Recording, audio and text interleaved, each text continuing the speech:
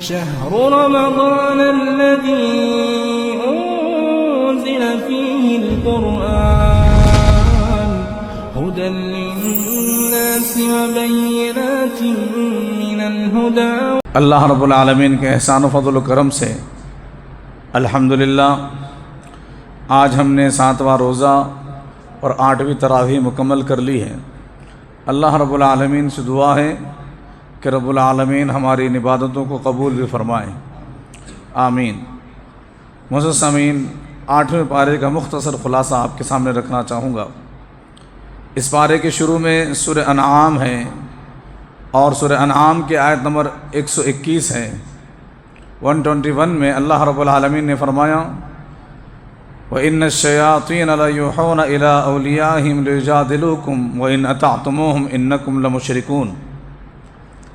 اللہ نے فرمایا کہ بے شک شیاطین وہ اپنے رفیقوں، اپنے اولیاء پر وحی کرتے ہیں تاکہ وہ تمہیں آپس میں جھگڑائیں، اور اگر تم نے ان کی اطاعت کی، پیروی کی تو تم ضرور بضرور مشرک ہوں گے. اللہ رب العالمین نے فرمایا کہ شیاطین بھی جو ہے اپنے اہلوں کو، یعنی اپنے چیلوں کو اور اپنے سے ماتحتوں کو وحی کرتے ہیں. اس کے تعلق سے ابو زمیل رحمۃ اللہ علیہ فرماتے ہیں کہ کیا شیطان کی بھی کوئی وحی ہوتی ہے؟ وحی تو اللہ رب العالمین کی ہوتی ہے، لیکن ابو زمیل رحمۃ اللہ علیہ فرماتے ہیں کہ ایک شخص نے عبداللہ ابن عباس رضی اللہ عنہما سے آ کر کے کہا کہ عبداللہ ابن عباس رضی اللہ عنہما، ایک آدمی ہے جس کا نام مختار ابن ابو عبیدہ ہے، وہ کہتا ہے کہ آج رات مجھ پر وحی نازل ہوئی، حالانکہ وہ حج بھی کر چکا ہے، مسلمان تھا، اور اس کی اسلام کے، اس کی نیکیوں کے بارے میں سارے لوگ جانتے ہیں، لیکن اچانک وہ کہتا ہے کہ اس کے اوپر وحی نازل ہوئی ہے رات رات. عبداللہ ابن عباس رضی اللہ عنہما نے جب یہ بات سنی تو کہا کہ مختار نے بالکل سچ کہا. وہ تابعی فرماتے ہیں کہ میں نے تعجب کیا اور مجھے بڑی حیرت ہوئی. میں نے کہا عبداللہ ابن عباس رضی اللہ عنہما سے کہ یہ آپ کیسی بات کر رہے ہیں؟ آپ کہتے ہیں کہ وہ شخص جس نے یہ کہا ہو کہ مجھ پر رات میں وحی نازل ہوئی، اس کا کہنا سچ ہے؟ عبداللہ ابن عباس رضی اللہ عنہما نے فرمایا ہاں بالکل سچ ہے. اس لیے کہ وحی کی 2 قسمیں ہیں. وحی کا مطلب کیا ہوتا ہے؟ اللہ رب العالمین کا پیغام اللہ فرشتوں کے ذریعے یا بغیر فرشتے کے اپنے رسولوں کے دل و دماغ میں ڈال دے، اس کو وحی کہتے ہیں. عبداللہ ابن عباس رضی اللہ عنہما فرماتے ہیں، جو کہ مفسر قرآن ہیں، وہ کہتے ہیں کہ وحی کی 2 قسمیں ہیں.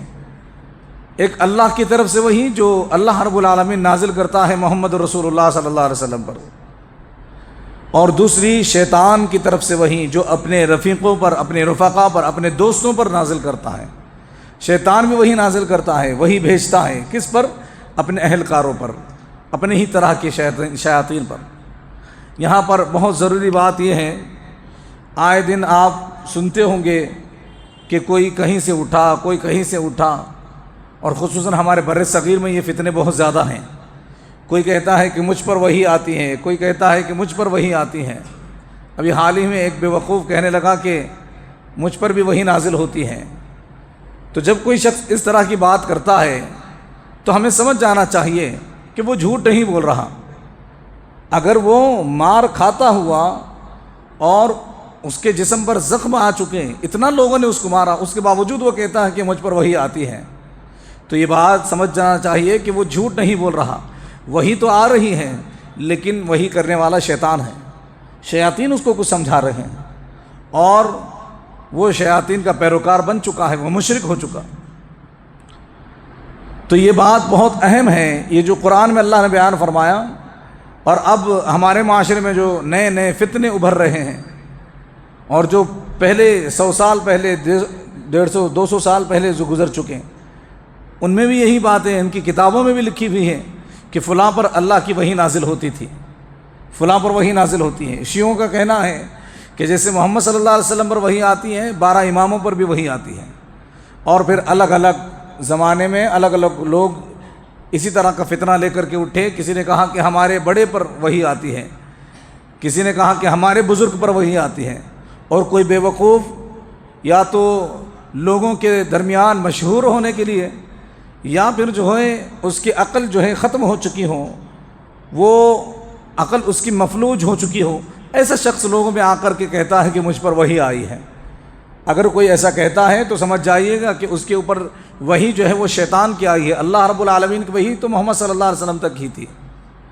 تو یہ بات کتنی اہم ہے، اللہ رب العالمین نے آج کے اور قیامت تک آنے والے ایسے فتنوں کے بارے میں قرآن میں پہلے ہی سے بیان کر دیا۔ آگے چل کر کے سورہ انعام کی آیت نمبر 124 ہے، جس میں اللہ رب العالمین نے فرمایا وَإِذَا جَاءَتْهُمْ آيَةٌ قَالُوا لَن نُؤْمِنَ حَتَّى نُؤْتَ مِثْلَ مَا أُوتِيَ رُسُولُ اللَّهِ اللَّهُ أَعْلَمُ حَيْثُ يَجْعَلُ رِسَالَتَهُ۔ فرماتے ہیں کہ مشرکین جب ان کے پاس کوئی آیت آتی ہے تو وہ کہتے ہیں لن نؤمن حتی نؤتی مثل ما اوتی رسول اللہ، ہم اس وقت تک ایمان نہیں لائیں گے جب تک کہ ہمیں بھی وہی نہ دے دیا جائے جو رسولوں کو دیا گیا ہے۔ یعنی رسالت کا مقام، نبوت کا مقام، مشرکین چاہتے تھے کہ اگر کوئی نبی بنے تو وہ ہم سرداروں میں سے بنے، ہم میں سے بنے، مالداروں میں سے بنے۔ یہ ہمارے سامنے محمد صلی اللہ علیہ وسلم ہمارے سامنے پیدا ہوئے اور ہمارے سامنے بڑے ہوئے، اور اللہ رب العالمین ان کو کیسے رسول بنا سکتا ہے؟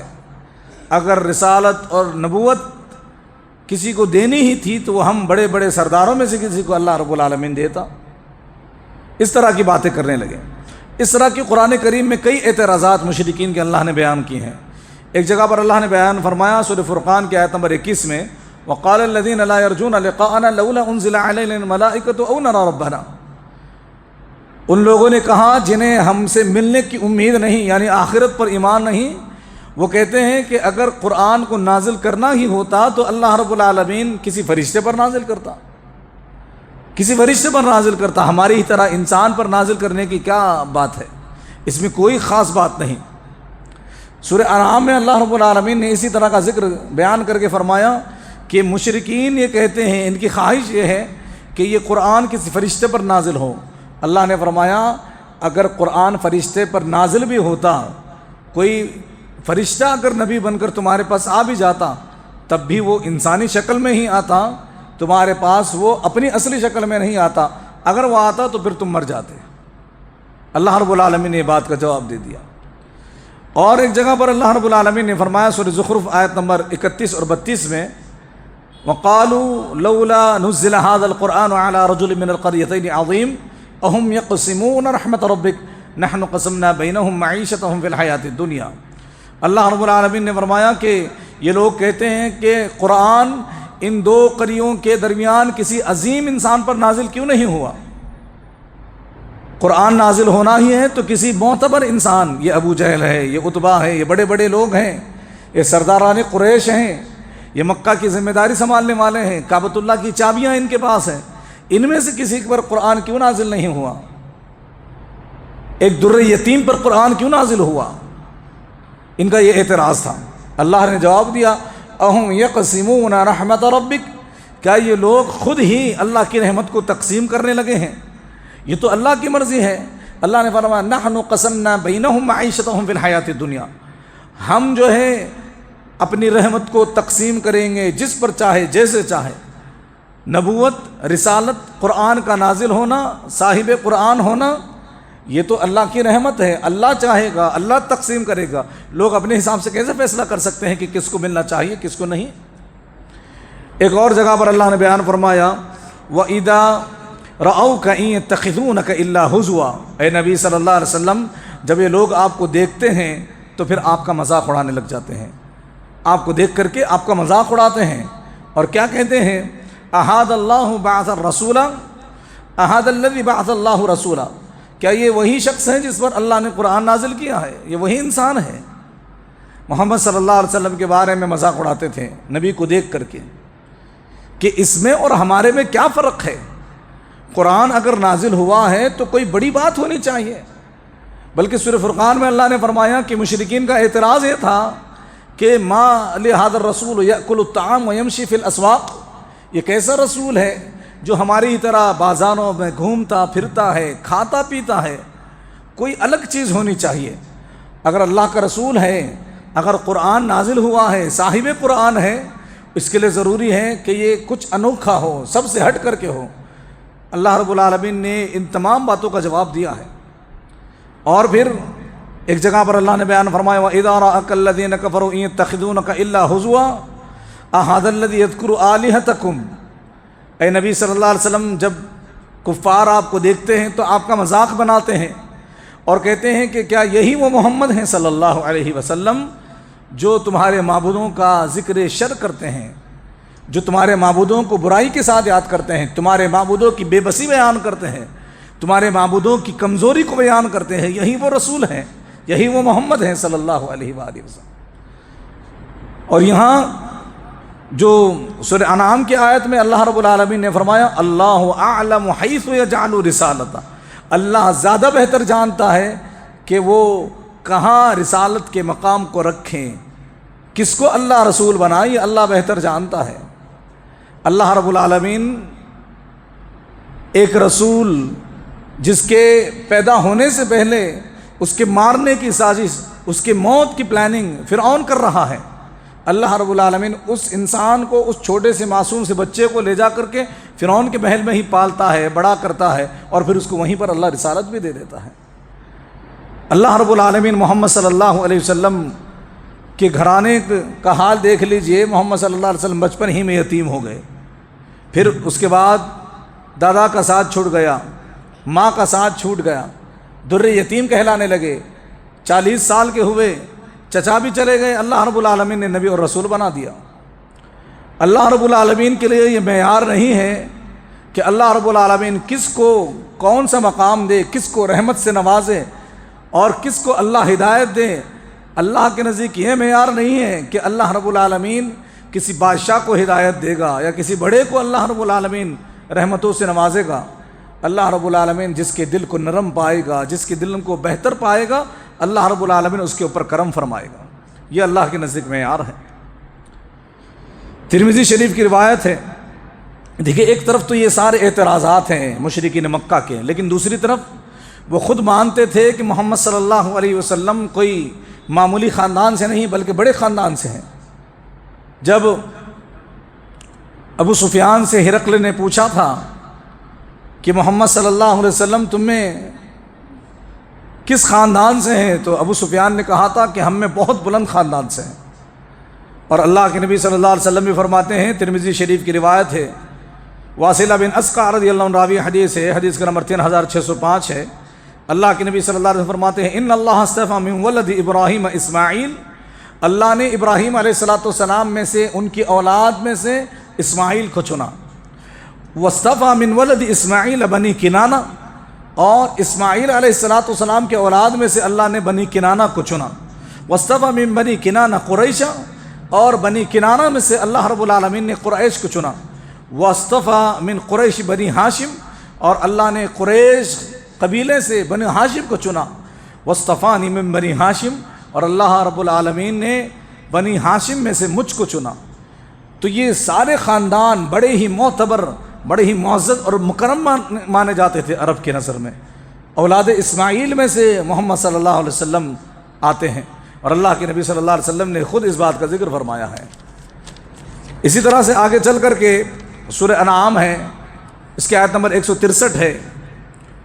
اللہ رب العالمین نے فرمایا قل ان صلاتی و نسکی و محیای و مماتی للہ رب العالمین، اے نبی صلی اللہ علیہ وسلم آپ کہہ دیجئے کہ میری نماز، میری قربانی، میرا جینا مرنا سب اللہ کے لیے ہے جو تمام جہانوں کا رب ہے، لا شریک لہ، اس کا کوئی شریک نہیں، وبذالک امرت وانا اول المسلمین، اور مجھے اسی طرح کا حکم دیا گیا ہے اور میں اول مسلمانوں میں سے ہوں۔ اللہ رب العالمین کی تعریف نبی اکرم صلی اللہ علیہ وسلم کس طرح کرتے ہیں، آئیے حدیث سے سنتے ہیں۔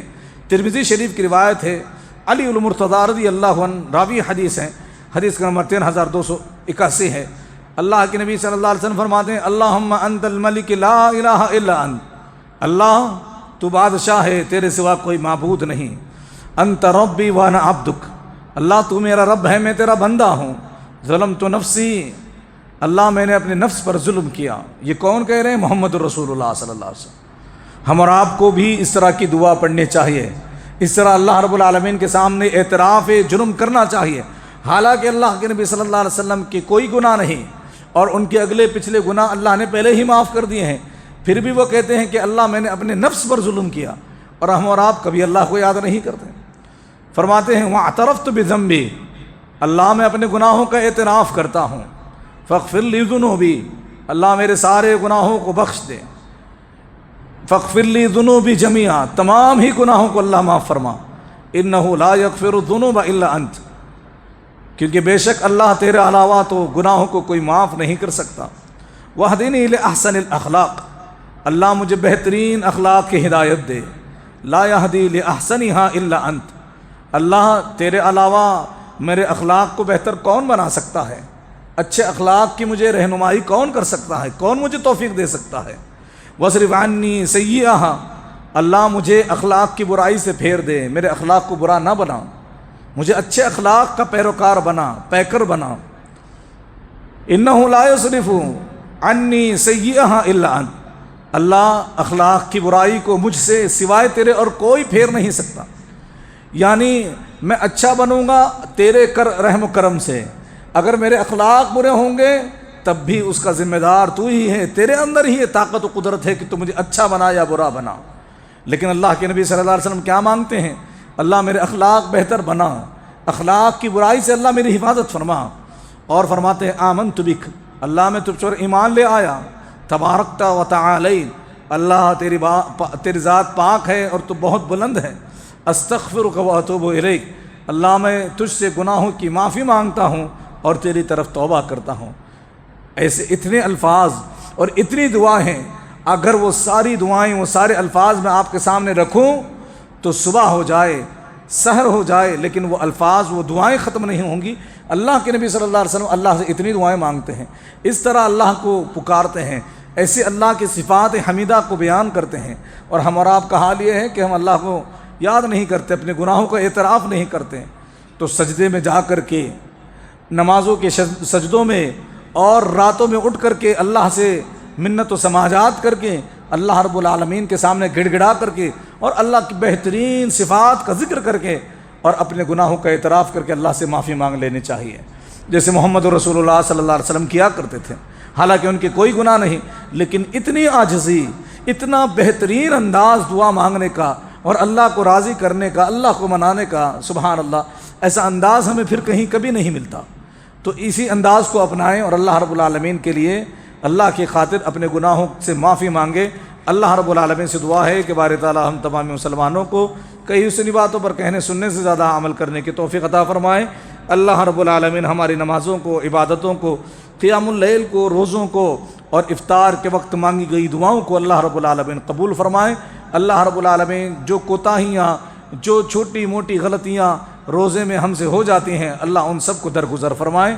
اللہ رب العالمین مکمل روزے کا ثواب نصیب فرمائے. اللہ رب العالمین رمضان کی ہر سعادت کو حاصل کرنے کی توفیق عطا فرمائے. آمین. وصلی اللہ علی نبینا محمد. سبحانک اللہم وبحمدک، اشہد ان لا الہ الا انت، استغفرک و اتوب الیک. والسلام علیکم ورحمۃ اللہ.